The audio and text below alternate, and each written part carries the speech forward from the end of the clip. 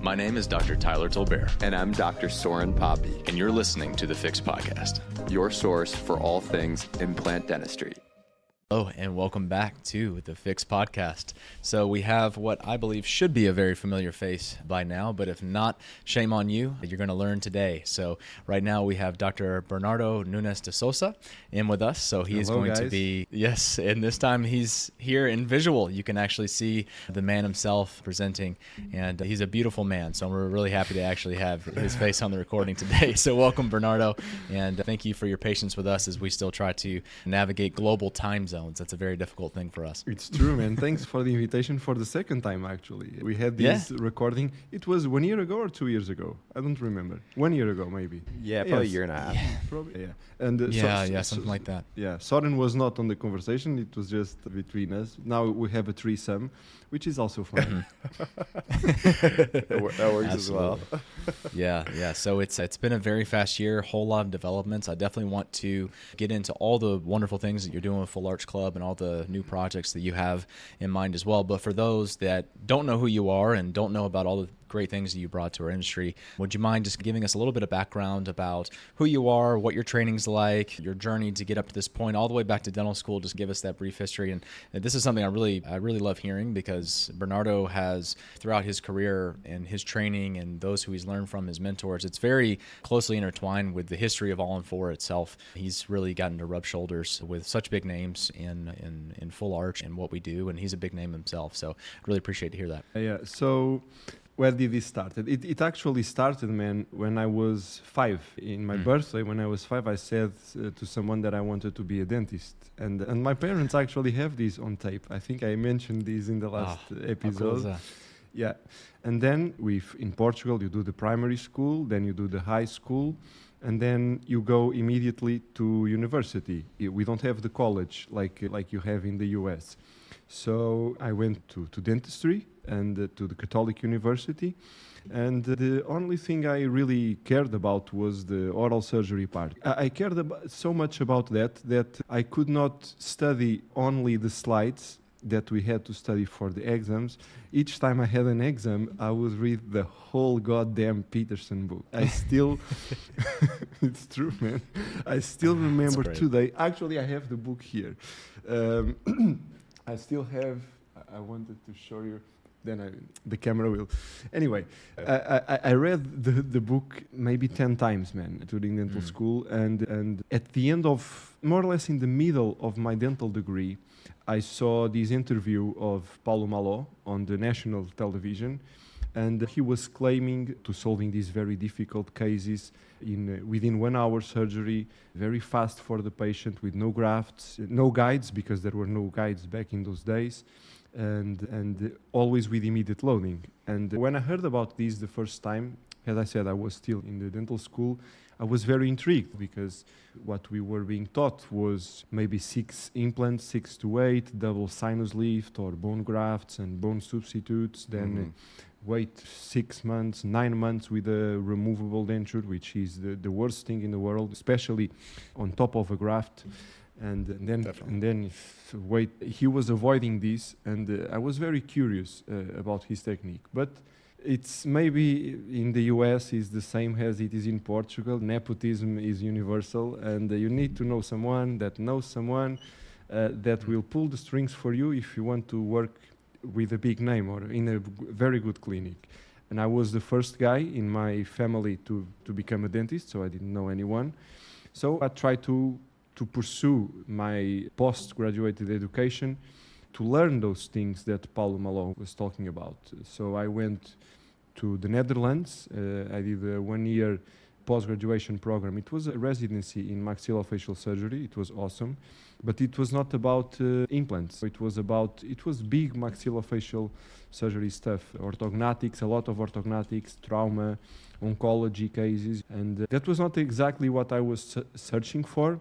Also because I could not do these things then after that in Portugal for legal reasons. To do this in Europe, the legal part of maxillofacial surgery varies a lot from country to country. Even if you have a degree, even if you can do the maxillofacial residency as a dentist in one country, you move to another country that the dentist that will not be recognized. So I could not do that in Portugal, and it was not my goal. Was to do this rehabilitation with fixed teeth very fast, with minimally invasive stuff for the patient. So I did a 2 years master's degree in oral rehabilitation and implantology, and then I went to Cuba.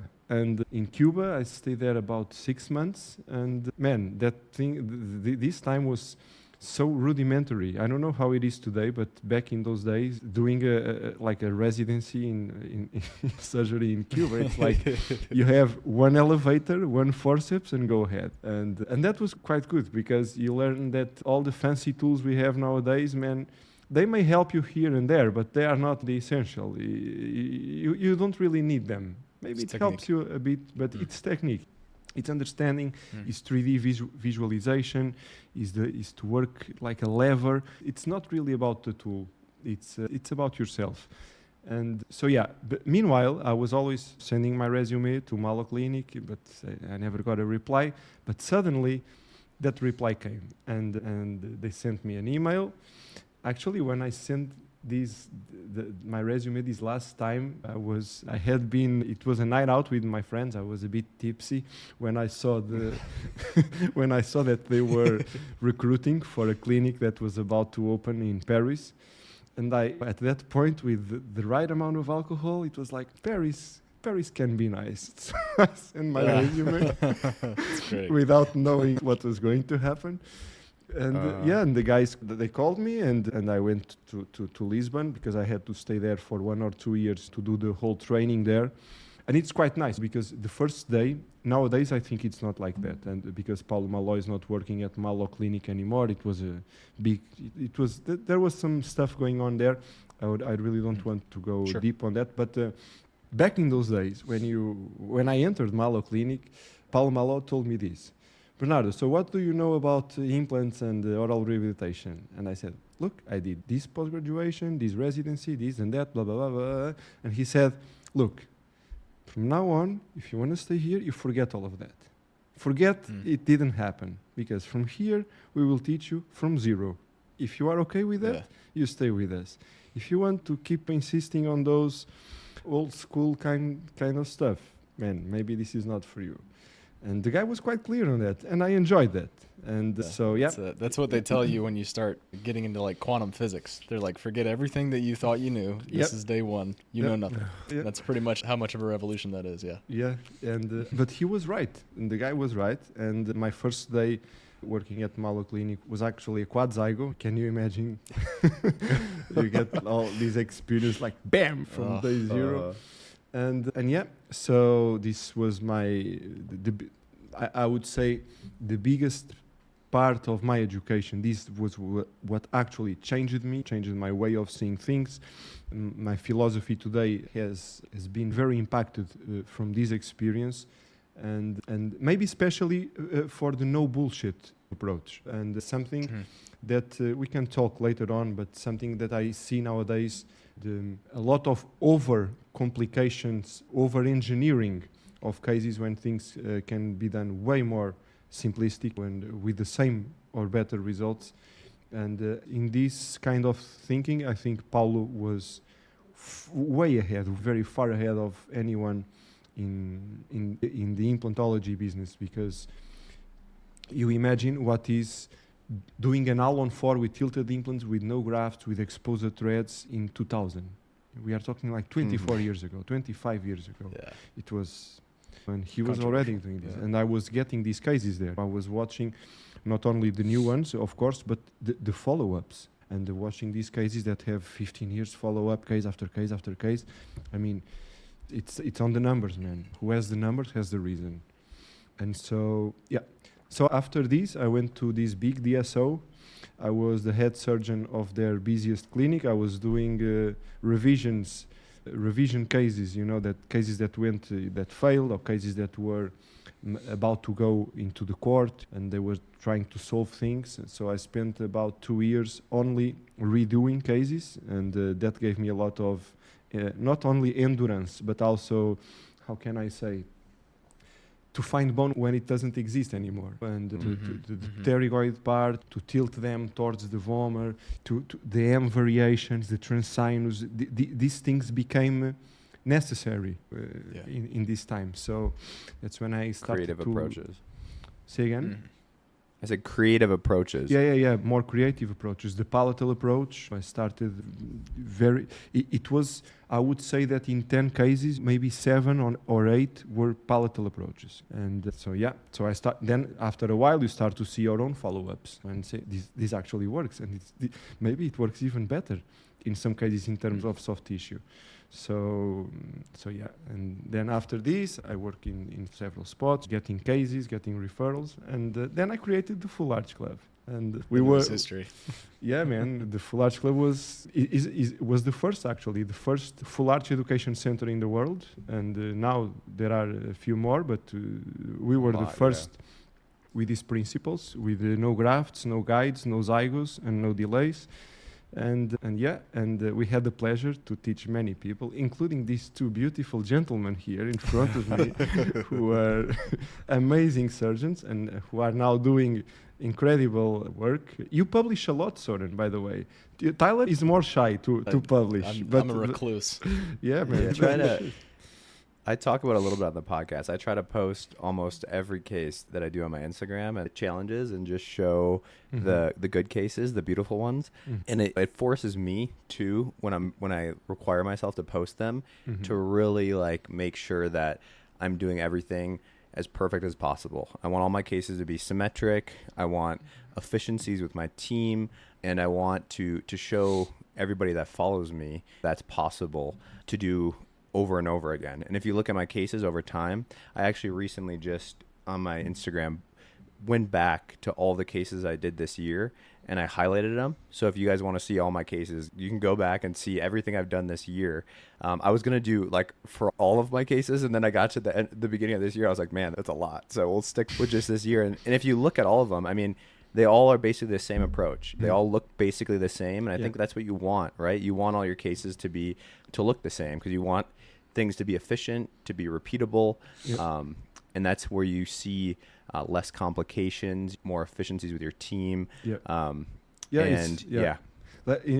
actually did a video, a reel, not that long time ago, that at some point it becomes boring. And it's true. It's always the same. If you have the process in your mind, it's like all the cases it's the same thing always. It's this kind of anesthesia, this kind of incision, this kind of flap, boom, all the way until the end. Maybe you have to do some variation here and there. Maybe instead of a tilted distal implant, it's a transsinus. Maybe it's tilted but more anterior, or it's small variations, but it's repeatable. That's why I said it at some point it becomes boring. I don't know if this has become boring for you yet, but I promise that it will. I think what is boring just changes over time, right? Like you start taking on more and more trophy cases and borderline cases, and those might start to make you feel a little bit nervous from time to time. But then this stuff used to make you nervous. Maybe you don't even think twice about. Maybe you even feel the need to start doing zygos just to get out of the boredom. You're not far off from that. This was a nasty one, but it was asking for it. So. No, fair enough. Well, it's like you're always chasing that feeling. When I was down in, I'm skipping ahead a little bit, but when we were down in Brazil and we did the boot camp with you, I remember like I just felt so excited and a little bit nervous about going in and doing these like really advanced cases and a totally foreign environment, but the cases were incredible, and I was doing cases without looking at x-rays and building all this confidence and getting humbled the entire time, but like seeing great outcomes. Man, if you tell this to the audience, man, I will have legal problems. You cannot say oh, not at all. I mean, it was beautiful work. I stand by everything that happened. But you come back and now all the cases are comparatively very easy, and you're starting to get that sort of, they all just feel pedestrian and normal and day to day, and you're looking for that feeling again because you get addicted to it. It's like, I don't know, the first time you go skydiving or jumping off a cliff, which you'll also do if you go do Full Arch Club stuff. So yeah, you're looking for that kind of challenge. It's true. Always, it's true. Yeah. It becomes, at a certain point, what I found in my life was like, going to work was like, it was like going to the library. It's like, I have to go there for a while, do some stuff. Sure. And as soon as I get out, I have another plans for my day. That Yeah. stopped. This maybe many people won't understand what I'm saying, but the going to do a full arch case stopped being the interesting part of my day. I don't know if you relate with this, but Yeah, I understand. I'm saying this very honestly. Like let's say, for example, I do a lot of referral cases. Mostly today, I go to some place and I do the full arch, and then I go out because it's done, and I don't have more, appointments in that day. I just do that, and then I can leave. And usually my afternoons are the exciting and the difficult part, because I either go running, or I have a half marathon to do, or I go wakeboarding, things that actually scare me. Yeah. That was just a small part of my day, if this makes sense. For sure. I think that resonates a lot with people that are just getting into full arch too. There's always this period where, you start and you're so excited about getting used to these cases and getting started with these cases. And it's like you're on this upswing where you're like, oh, you maybe have a couple that go really well. And you're like, these are great. I know what I'm doing. This is perfect. And then all of a sudden you have like your first couple of really bad complications. It's and it's the like you're back Dunning-Kruger down. syndrome, man. Yes, exactly. Yeah. You drop back Dunning-Kruger down.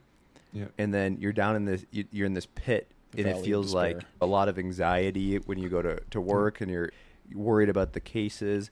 But then you slowly, as you do more and more, you build it back up, and then it becomes a norm, and you're used to the complications, and you've seen a little bit of everything. And once you're back up to the top, that's when you get to coast, right? Yeah. That's when it feels like you're at the library. But it does take a couple of these cycles to get through A that, lot. to get to where A lot. where you're confident. And Tyler and I have trained a lot of doctors here in the U.S., and we've seen a lot of these people, get up and they're really excited, and then all of a sudden they're down in that pit and they just can't get out of it. And they just don't, there's too much anxiety around the cases. But the fact of the matter is, if you keep challenging yourself, going to work, doing these cases, managing your complications, then you'll finally get to the point where you feel like it's rudimentary. Exactly. And I agree. let me ask you, let's invert who is the interviewer here for a moment. If I remember correctly, when you took the master course at different times, I believe, right?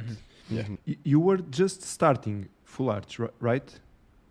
We were probably like, I would say, Tyler was maybe a year and a half in. I was like 8 months in. I was a year. 8 months. Yeah. Okay. And then, so we probably had 50 to 100 arches under our Okay. belt, but Okay. fairly new. Yeah.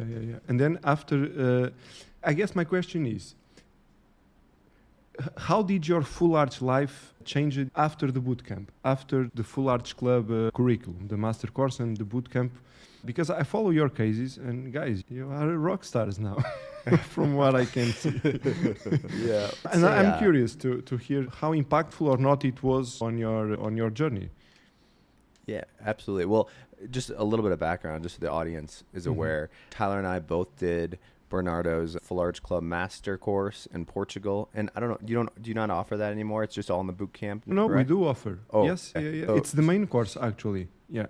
Yeah, so the master course was great. We went to Portugal, got to see Bernardo do surgeries, learned a ton, and then we went on to the second course in Brazil, where we got to do a lot more hands-on stuff.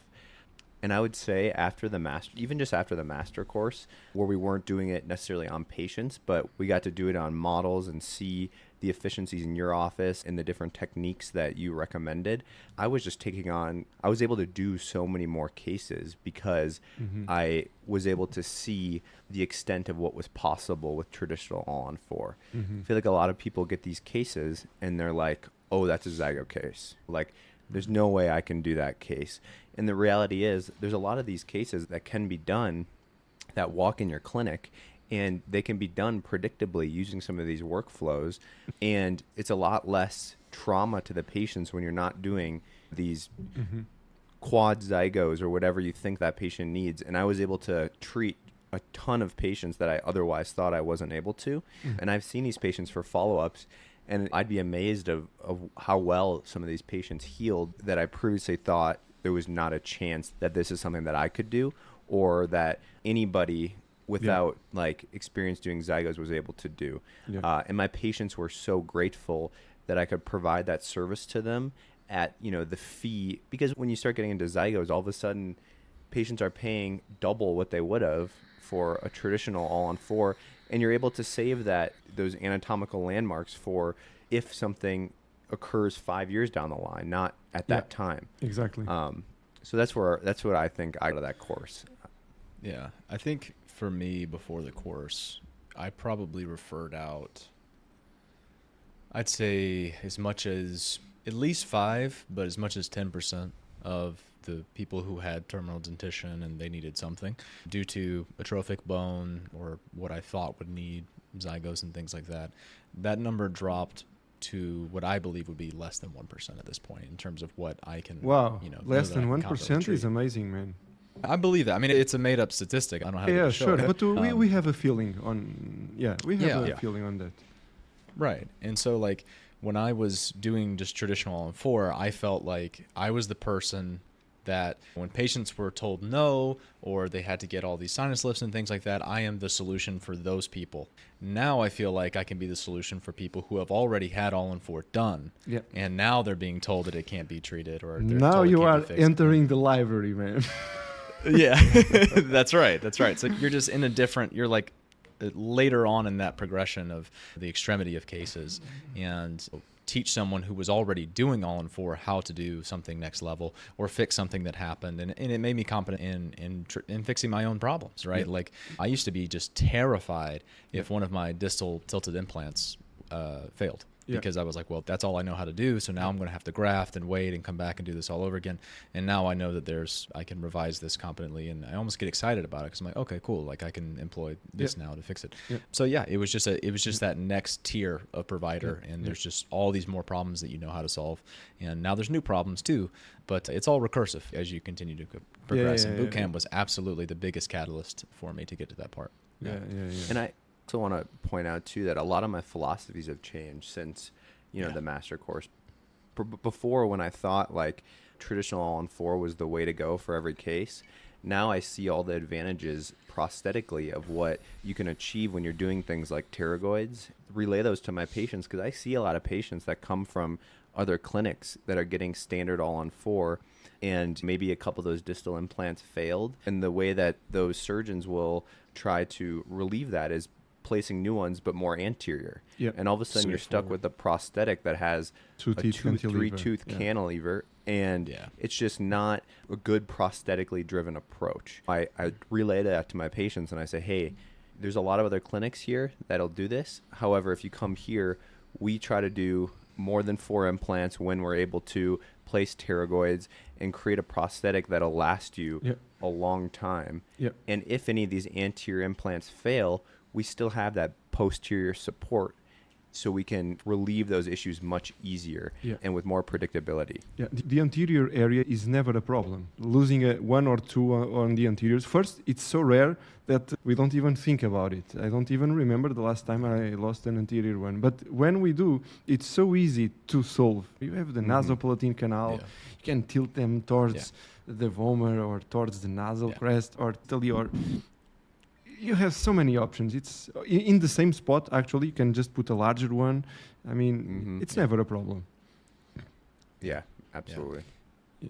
But guys, you are rocking this. But you were saying something very interesting, Soren, because after integration, what really matters is soft tissue and cantilever. It's the 2 things that will dictate the future of that implant if we take out the systemic factors of the equation. If we take these out, it's soft tissue quality, keratinized band, and no cantilever. That's what we know from the literature, and that's what we see clinically, like you were saying.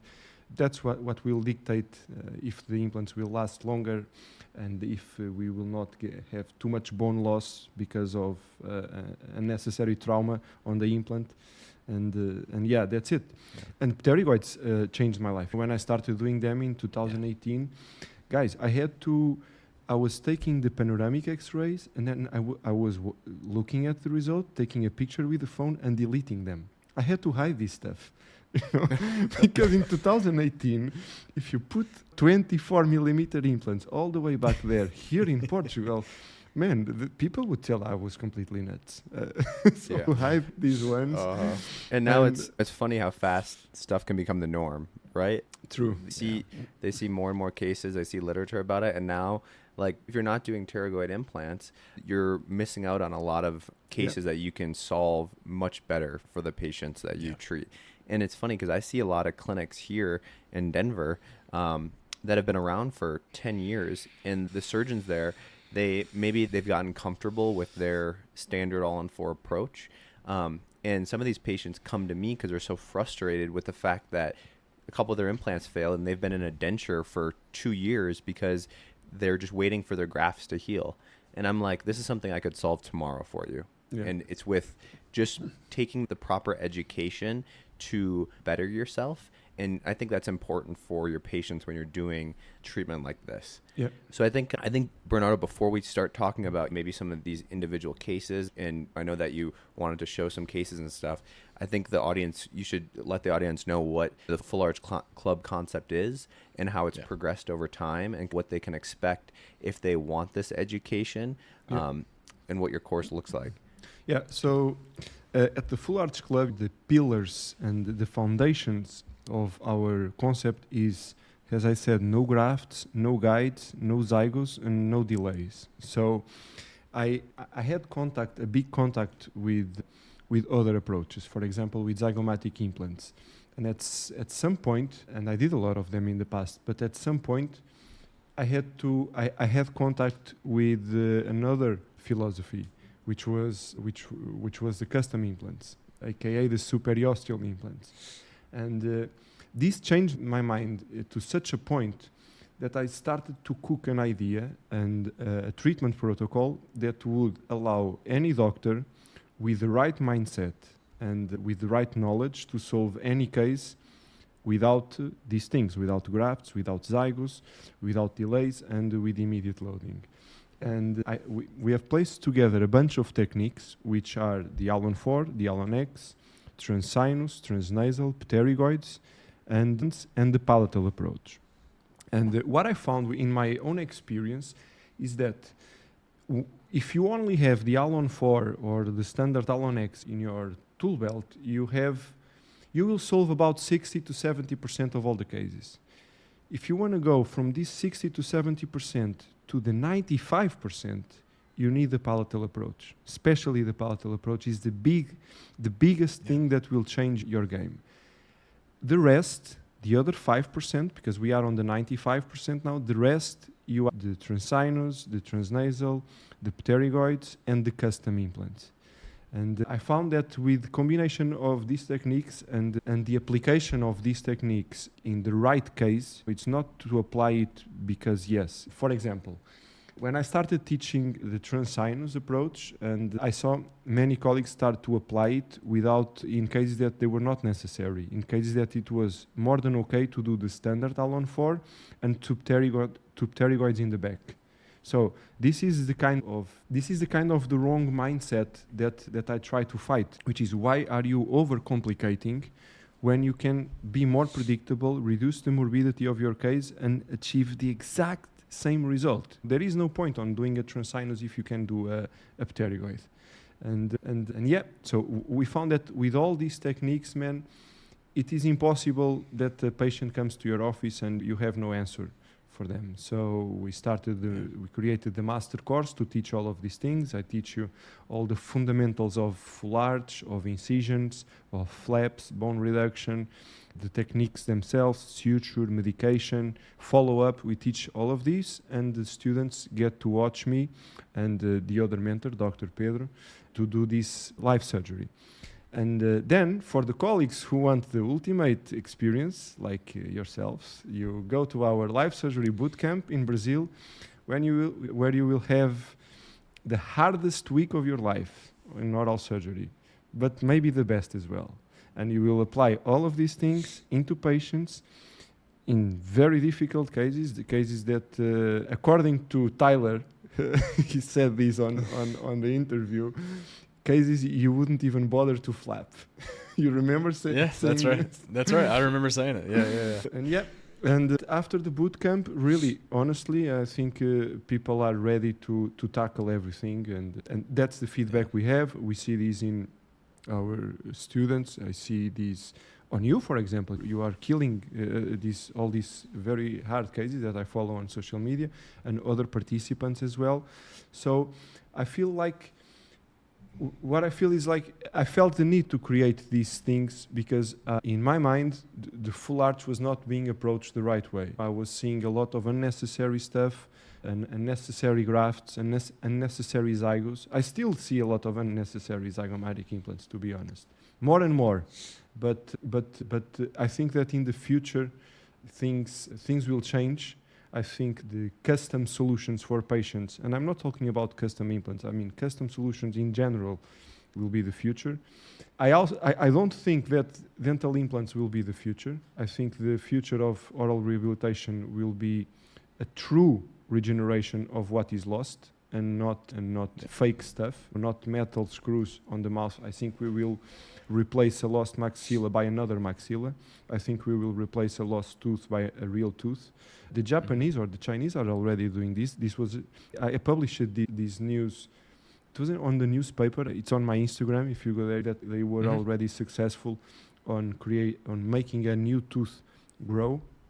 And so I think it's a matter of fine-tuning now. For example, for partial dentalism, it's a matter of fine-tuning genetics to make the tooth with the right shape to appear in the right place, in the right position. If we get this right, I think dental implants will be obsolete. I think dental implants will be obsolete in the next 50 years. 50, not 15. I mean 50. Yeah. I was about to say, hey, now starting to talk about our careers. No. But meanwhile, we have a lot of patients to treat, and I do believe that these patients are way better treated with the techniques that we explore in the course compared with the old school alternatives, if I can put it this way. Mm-hmm. Yeah, no, I totally agree. How would you say throughout the progression of Full Arch Club, like you've had to teach, I mean, you've taught so many people, there's so many cases behind this. Would you say that the philosophy of Full Arch Club has changed much at all? Or have you thrown in some more concepts that you feel as you've gone along the way that you've learned better ways to teach people? And you talk about soft tissue as well. Mm-hmm. Like what sort of things have gotten incorporated into the philosophy as you've gone along? Yeah. In the first editions of the course, we were not teaching soft tissue.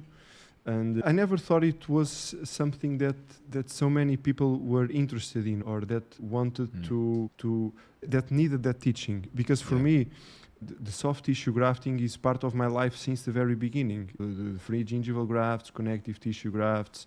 And I don't know, I've been doing that since in the dental school, actually. So it was routine. And then I found that many implantologists that can be actually great at placing the implants themselves, the soft tissue was missing, and the colleagues started to ask, Bernardo, can you explain the free gingival graft and this and that? And then I said, well, maybe we should introduce a lecture on this. So now we have soft tissue lectures on the master course as well. In the boot camp in Brazil, if the case needs, we do soft tissue augmentation as well in a full arch case, usually in the same act. So we do for example, a full arch in the mandible that has this minimum keratinized band, and we increase with connective tissue graft in the same day. We are finishing our protocol for soft tissue grafting on custom superosseal implants, which doesn't exist yet, and we already have it. How can I say? It's cleared for us. So when you do one sub, you also do this in the same day. And you get the tissue from here and you put it this way and this way. We will release this soon. But I don't think that we have changed like the protocol in the implant part in any aspect, to be honest, Tyler. I think the concept on the opposite, it only gets stronger and with more and more evidence. And now it's not only from me, it's also from you and from all the people that have taken the course.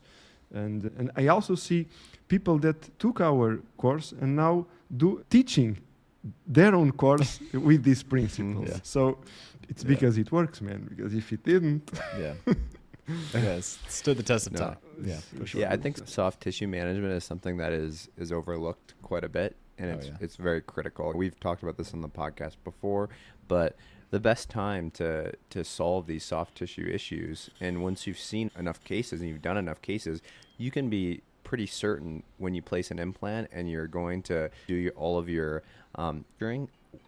if that implant is going to have enough keratinized tissue around it or not. And if it isn't, there's a lot of people who are like, they just want to get done with the case and they're like, all right, let me just suture this up and send the patient home. But the reality is the patient's going to have a much better experience if you take that extra 10, 15 minutes to lay your pedicle flap to ensure the stability of that implant over time. And it's much easier while that flap's already done in the beginning of the surgery than waiting 2 years until the patient comes in for that follow-up, and you're sitting there with an implant that has maybe end of keratinized tissue on the palatal, but there's absolutely in the buccal, and you're starting to see some bone loss and some thread exposure, and all of a sudden you're in a situation that could have been so much fixed in that initial surgery. And that's something that we've talked about with like Damon on our podcast, and he stresses how much before he could do arches in 30 minutes and he would do cases in 30 minutes.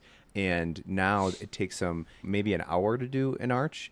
However, he's being much more critical about that soft tissue because he's seen the complications that can occur if you're not. And that's just part of that progression through full arch.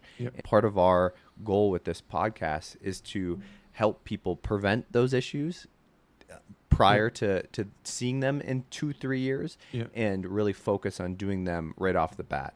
So what Bernardo's saying about soft tissue management is critical, and learning that at a course like Full Arch Club, where you can go learn palatal approach, learn some of these other implant techniques, but then also improve just your traditional all-in-4 through soft tissue manipulation concepts is really critical. And I think it's so easy, man, that it's a pity that we don't take the advantage of having our hands on the stuff and doing it at the spot, like you said. And but you know what I found with the years? When I started to get to the 5-year follow-ups, when I started to get my first 5-year follow-ups, I always photograph all my cases. And I was seeing some cases without keratinized tissue that I was absolutely sure that they had good tissue 5 years ago. So I went to see the pictures, and I was like, why did this happen? And you know what I realized with time and with talking also with people that started when I started, and people that were able to follow their cases for so long, because it's quite difficult to follow cases to 5 years or more. And everybody was having the same issues. Cases that have good tissue on the day, have good tissue on 1 year mark, maybe at 2 years mark, but after that, man, you start to lose keratinized band. And this is something that you will see more and more when you go close to the 5-year mark. Cases that were perfect are not perfect anymore. So the need for revision for soft tissue is a certainty. It is not a possibility. It's a certainty if you give it enough time. And it's something that I changed in my informed consent. Now it says that it will be needed in the future, maybe some kind of soft tissue improvement, because you will lose it naturally with time. Yeah, absolutely. I think that that's something that here in the U.S., and maybe you see it in Portugal too, but there's a lot of clinics here and there's a lot of people practicing full arch dentistry that tell patients, hey, if you come to me, it's one surgery and you're done. Like, you'll be set for the rest of your life.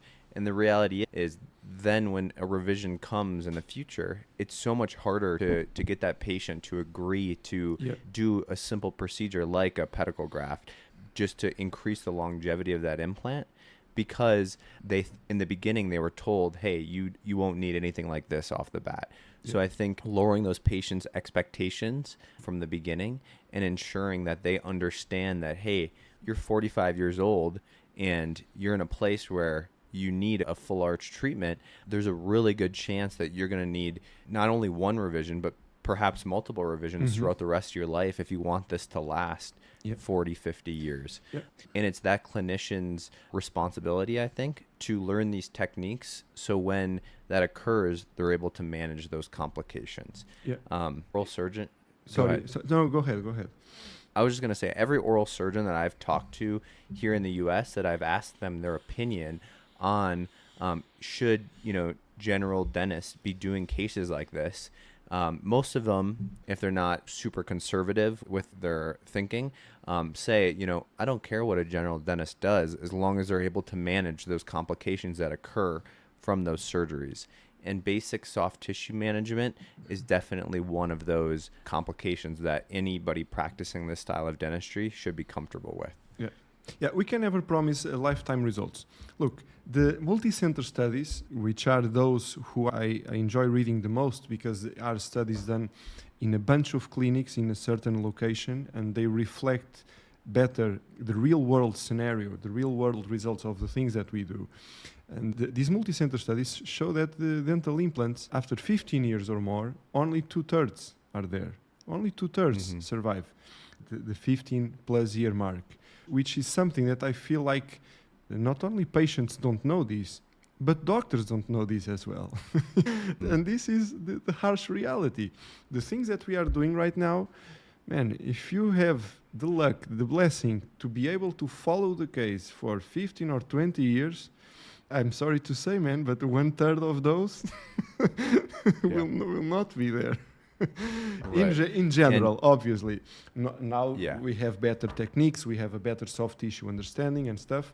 But if we talk broadly speaking, that's what the statistics show us. So, and the thing is this: if someone loses their teeth by their 40s, and those teeth were there, let's say, since the person was 10 years old, 12 years old, so only the teeth only lasted 25 or 30 years, how can you expect that the metal screw will last more than that? That has no periodontal ligament to absorb the forces, which is the biggest problem of implants, is that they have no shock absorbing ability. And that's why we start to lose bone loss, early bone loss, because the stress has to go somewhere, it goes to the crestal bone, and it starts to disappear. For sure. And I think, like you said, when these patients, they've lost all their teeth in 20 years, a lot of times there's a lot of contributing factors that go into the reason why that happened, whether it's smoking, poor oral hygiene habits, whatever it is.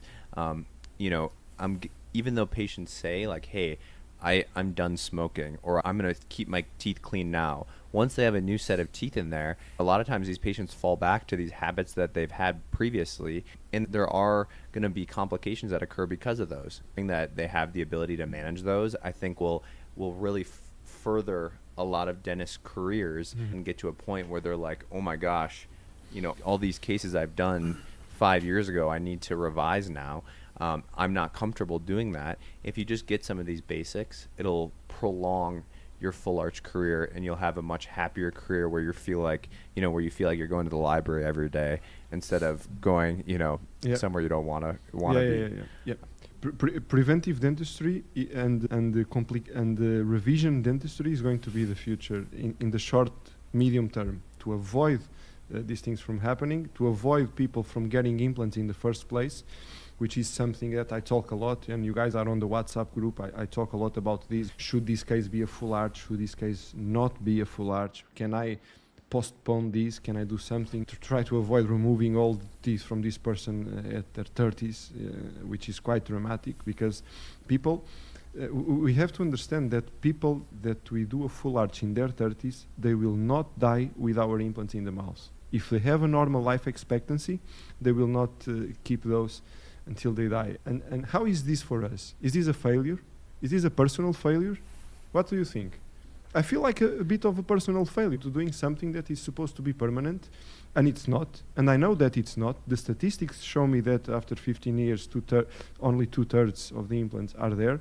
So I feel like we should be doing way more in the preventive side, and to delay these things a lot. But unfortunately, the healthcare is like, guys, nobody makes money preventing the disease. The money is made treating the disease. And these, we could talk a lot about this, but this changes the whole perspective that we have on healthcare. Is not to promote health, it's to promote the disease.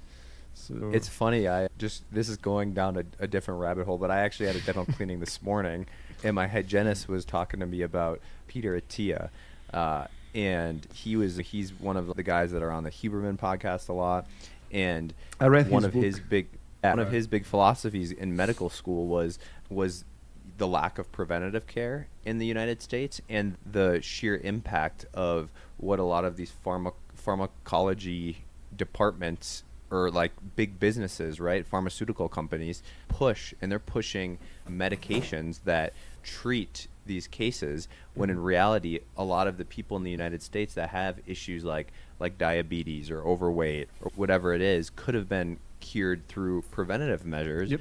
But instead Lifestyle change habits. Exactly. Yeah, and instead are treated with drugs, Yeah. and they continue some of these habits. Yep. I'm not saying that everybody's like that, but it's very similar to oral care. If you're in your 30s and we can make you last another 10 years or even 20 years prior to getting one of these major treatments done, I think it's really important. And that's something that I know me and Tyler talk a lot about, and we really push patients that are coming in these age groups, unless they're in a position where they're totally not able to be rehabilitated, but we push them to wait before getting this treatment done.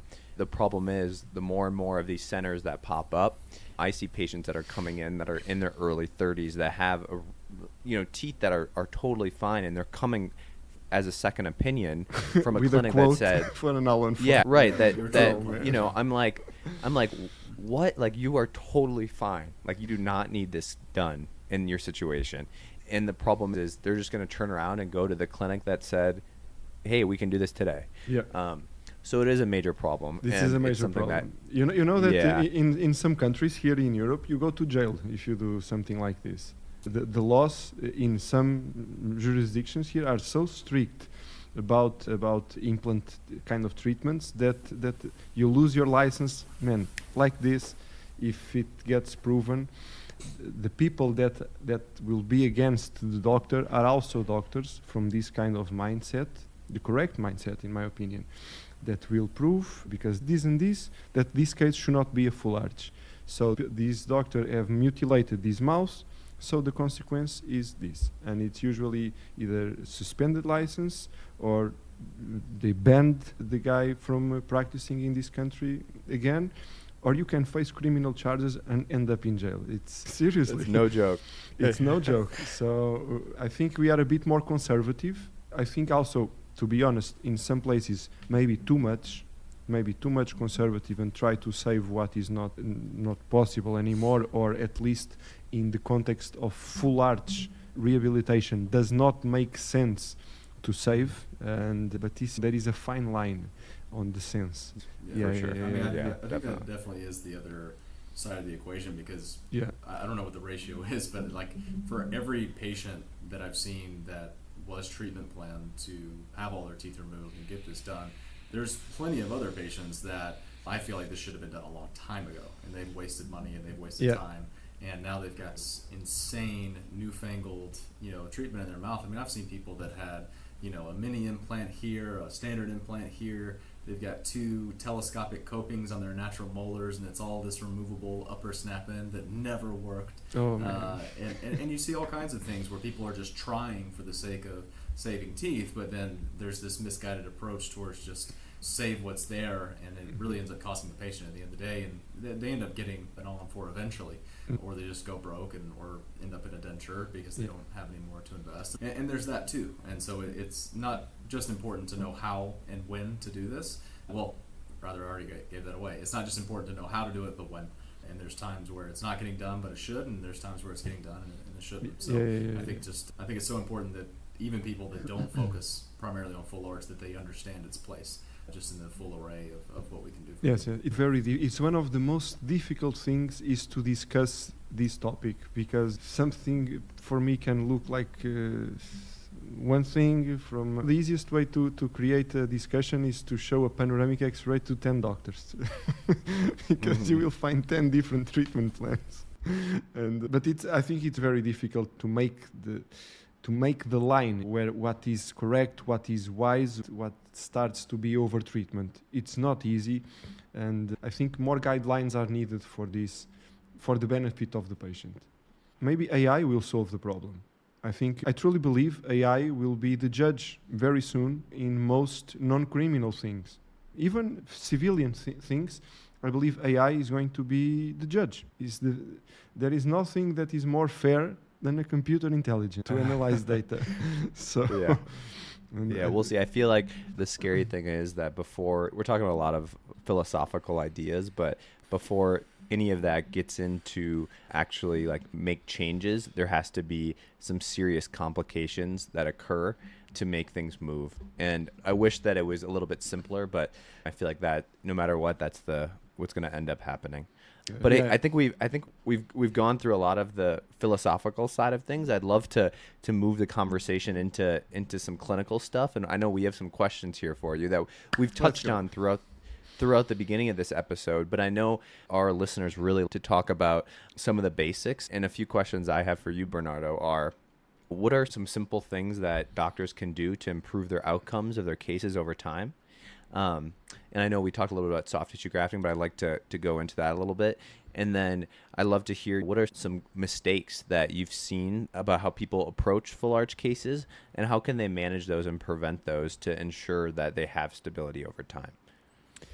I think the best and the wisest and the cheapest thing to do in the beginning is to find a mentor that is very good clinically, but also very good mentally.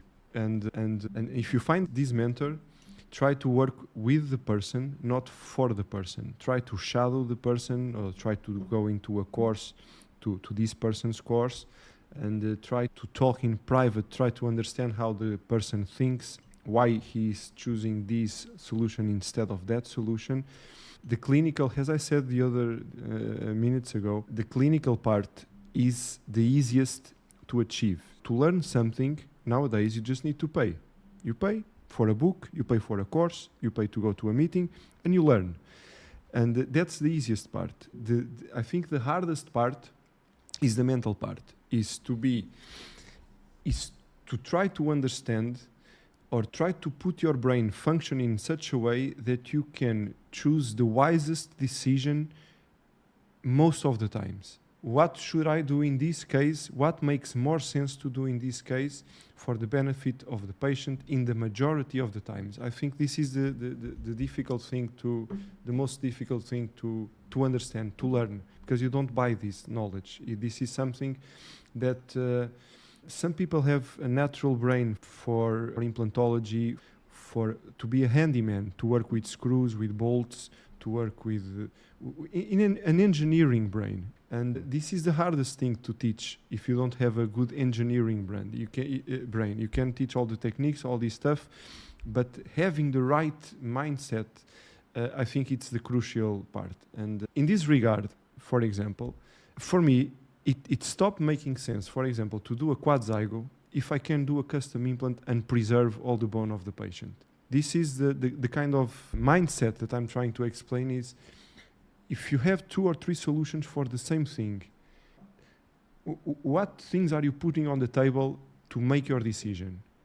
And I think that the destruction involved should be the first or the second for the benefit of the patient, for example. Then, how long is the surgery going to take? Do I need a general anesthesia? Do I not need general anesthesia? Is the patient going to suffer for a long time, or is it going to be an easy post-op? All these questions that we make, I think, should guide the decision-making process. And we really try to put doctors to think like this, to teach not only techniques, but ways of thinking about things. But what was the second question, Soren? Sorry?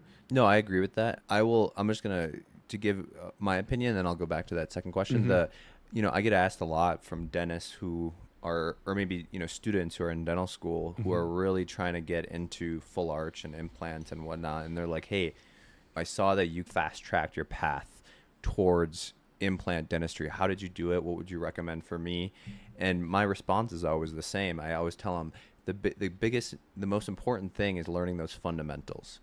Learning how to take teeth out, learning how to do these things, because that's how you get these efficiencies. And when you are efficient in the case and you understand the fundamentals of taking teeth out and laying flaps and all of these things that people might overlook because they think that it's rudimentary, understanding the proper protocols for doing that will relieve a lot of these mistakes that people run into when they're rushing removing teeth, or they're rushing laying flaps, and it's causing buccal plate fractures, or different occurrences during the surgery that could have easily been managed just by learning those proper fundamentals. Yeah. So that's what we spend.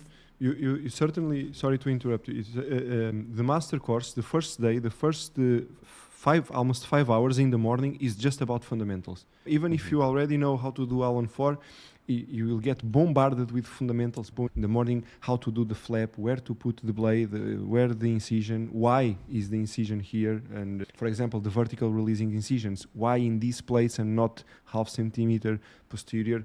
There is a reason for everything. There is a reason, I would say there is actually a reason to do every single thing that we do in a full arch case. That nothing is doing randomly. And I absolutely agree with you. The fundamentals, for example, here in Portugal, it's quite common when you go to a dental group, it's like, you want to do implants? Fine. But first, you have to take out all the impacted teeth. You need to prove that you know how to do surgery. And after you prove this, okay, maybe we will start to give you now some simple implants, and then maybe we will give you some full arch cases. But first, you prove you know your stuff in surgery. This was the Cuba time for me. When I was there, it's like, Bernardo, you have 10 impacted lower molars to take, and you have 2 hours for all these patients. And we were numbing them, like to numb one here, one there, one there, one there, and there. And then it was like fabricating cars. And that's how you get good at those things. Yeah. No, I agree 100%.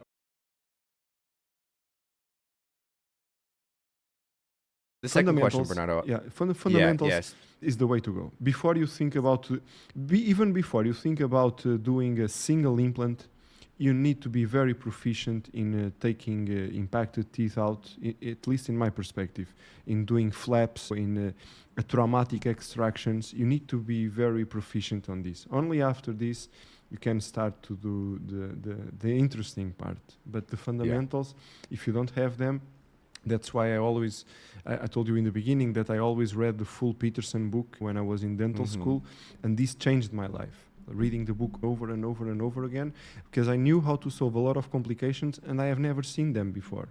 But I already knew how to solve them when the time came. And it's all about fundamentals. And a lot of that stuff pairs together, right? Like if you start to realize how to solve certain issues that occur, I think it goes for different cases and how to solve different problems throughout the oral cavity. And then everything, as you learn more and more, meshes together to get a clinical suite that you can handle these larger full arch cases. Yeah. The second question, what are some simple things that people can do to improve their outcomes for these surgeries over time?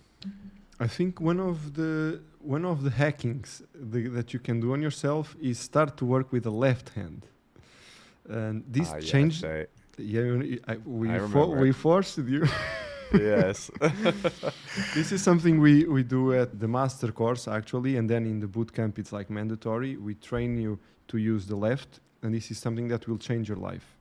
And I'm sure that everybody will understand what I'm going to say now. If you are right-handed and you are going to place a tilted implant on the second quadrant, some patients don't open enough. You barely can fit your hand and the contra-angle and the drill if it's a long one. It's very complicated. Plus, when you work with both hands, your level of symmetry, it's unparalleled.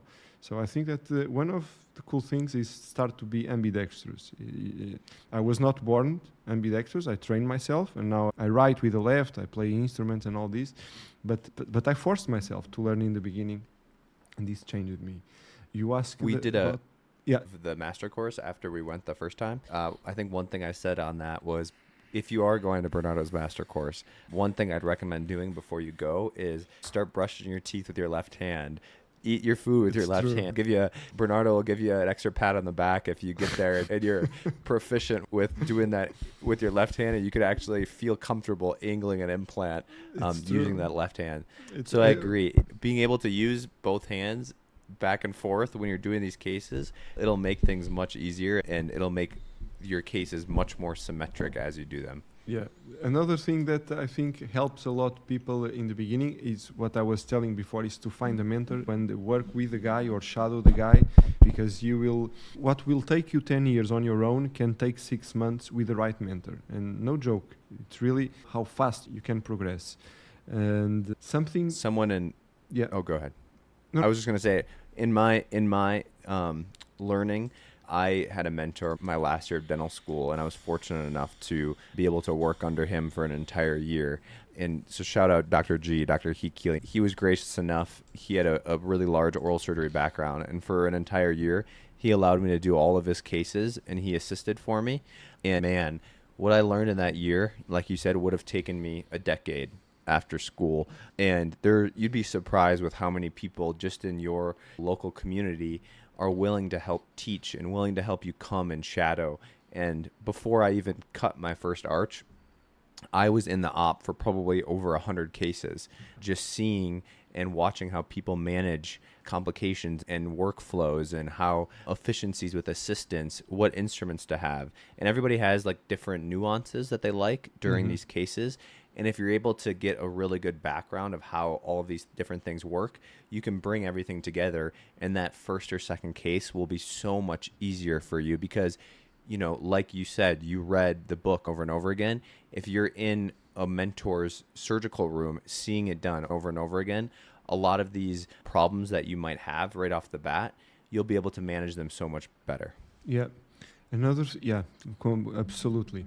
Another thing that I also think that helps a lot, and it was something that in my life I was searching for this always, is to try to learn something from the source or from someone that learned from the source. What I mean was, for example, when I wanted to learn full arch graftless immediate loading, I wanted to learn with Paulo, from Paulo Malo, from the source, to drink from the first bottle that was ever created, and this changes so much to a point because especially nowadays in social media you see a lot of stuff being promoted with a lot of likes and things like this, very big hype, things that are, for example, just not correct or could be better, or there is no reason to do them if you have something that is perhaps that has a better indication or that can be done with more efficiency, or there is pointless to do this because you are adding something without any benefit. So I think that learning things from the source or close to the source, I think it's a good thing. Not only in full arch, but even in soft tissue management. We have great people that invented the techniques that you can learn from the source. For example, I learned to do bone blocks with Frank Zastro, which became a good friend of mine. And he has a story very similar to mine. He was working with Professor Kouri, for example. And so I was like, okay, I either learn this from Fuad Kouri or I learned this with Frank. And then I went to Frank's. And this was always, my life was always like this. I always wanted to learn the closest from the source as possible, to hear the information and to acquire the knowledge unbiased. Because in dentistry, there is this thing that I don't understand why this happened, which is everyone wants to add a touch of his own on something. Something that has been done for 20 years, I will do it a little different and call it something a little different for no reason. And I think learning stuff where it was born, it's something wise to do for someone that is just starting and is like clueless on the full arch game. I think that these are the three things I would recommend to doctors starting just now. And maybe a fourth one, if you don't mind, which is to keep this critical mind, to be critic of what they hear, of what they read, of what they see on social media, and especially being very critic with their own work. I told you I always photographed all my cases, and the amount of stuff, guys, that I learned in my first years just looking at the pictures, it's invaluable. The suture details, what happens if I start the suture on the buccal versus what happens if I start the suture on the palatal, where to put the incisions. I fill the socket with this bone graft, but there was something missing. How did this turn out in the future? I learned so much taking pictures, macro pictures, not cell phone pictures. That's bullshit. I mean, with this, I will show you. With the First nice time. DSLR. This was, I will tell you the story of this. This is a Nikon D7100. This I bought with my first salary. My first salary was all to buy the camera and the lens. More than a decade ago, it's still my camera. And Wow. and my parents were like, Bernardo, your first salary, you are going to throw all this away into this camera. And I told my dad, this is going to be my biggest CE investment if I take in proportion what I make this month versus what it costs. This is going to be my most expensive CE program. And it turned out to be one of the best CE that I took was buying the camera. Yeah, I think proper records when you're doing these cases, it's invaluable to see changes over time in your patients, and you can't do it without good imaging, right? It's easy to have a patient come back for a 2-year follow-up and you don't have a picture of the beginning and just say, oh yeah, that looks good. That I think that's working well. But if in reality, if you had a first picture, you could see, oh wow, they actually lost 3 millimeters of keratinized tissue on the buccal of that implant. What did I do in this case that I could have done differently? So I agree 100%. And that's a main reason why I like to, post all my cases and be accountable for those x-rays and everything, because I like to look back on those and say, okay, what did this case look like when I did the surgery?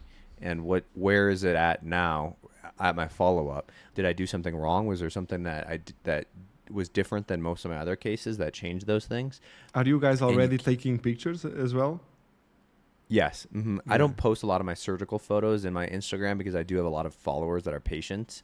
And I'm trying to, there's a balance between doctor-facing or patient-facing Instagrams. Mm-hmm. And I think I will be leaning towards, I'm probably going to start an Instagram account just for my clinic where I post a lot of those before and afters, and then I'm going to post more surgical photos.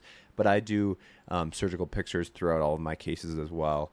And I think you've probably seen some of those because I post some in our Full Arch Club group chat, and I try to post surgical photos as well. So I agree 100%. I think that's super important. Yeah. We have a colleague there, a Polish guy. He posts a lot of very detailed pictures, like the implant still in the beginning, then the implant on the middle, then the implant all bone level. But it's super macro. Super macro pictures. But I told him when he took the master course, man, if you keep taking these pictures, you will fast forward your career super speedy, because you see your shit in macro ampliation. So, and he's getting quite proficient on that. Yeah.